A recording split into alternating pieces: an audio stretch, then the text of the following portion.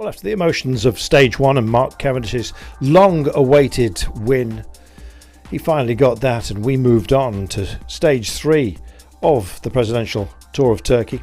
Starting inland with a long run along the plateau, a couple of climbs along the way, 2 intermediate sprints to be contended with before reaching the harbour side at Alanya. Temperatures at the beginning of the day around about 8 Celsius, but rising to 19 and 20 on the coast. A very different feel from now on in this race. But it's a venue for holidaymakers, and it very much felt like a party atmosphere today. 4 riders decided to take it on, primary amongst them Ayka Balarin of Euskadel Euskadi. In fact, he took the first of the day's intermediate sprints. Eventually we had 4 riders that went on to try and form a breakaway. They did so for much of the day.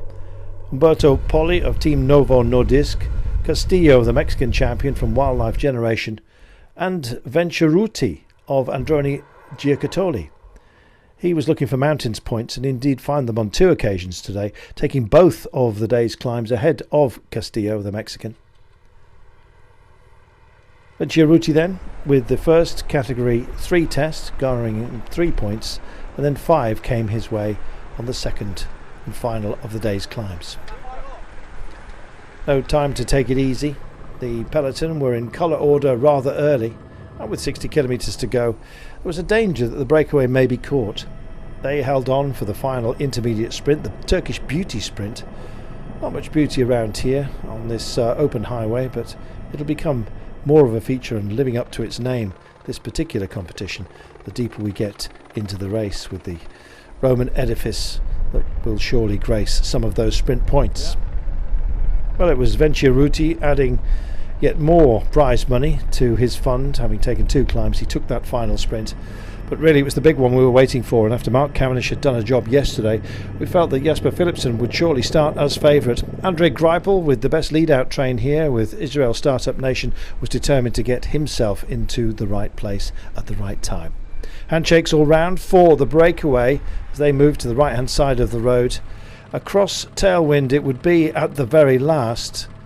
The most protected side of the road would be on the left-hand side, and that was favoured by our 3 favourites, Cavendish, Greipel and Philipsen.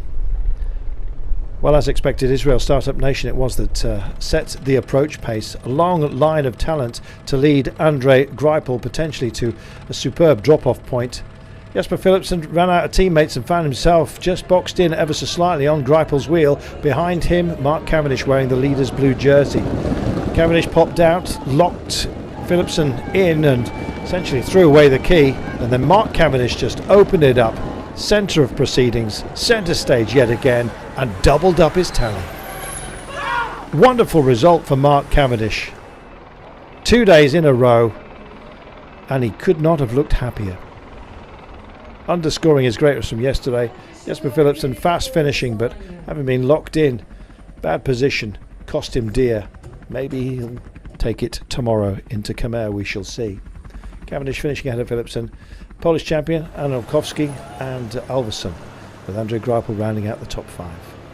Hugs all round, nobody could deny Mark Cavendish that.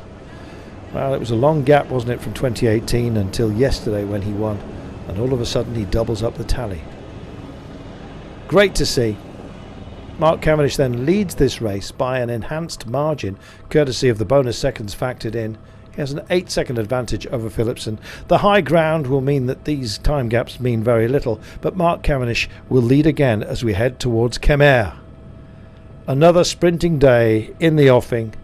Couple of lumps and bumps, but it should be for the fast men, and it will be amazing.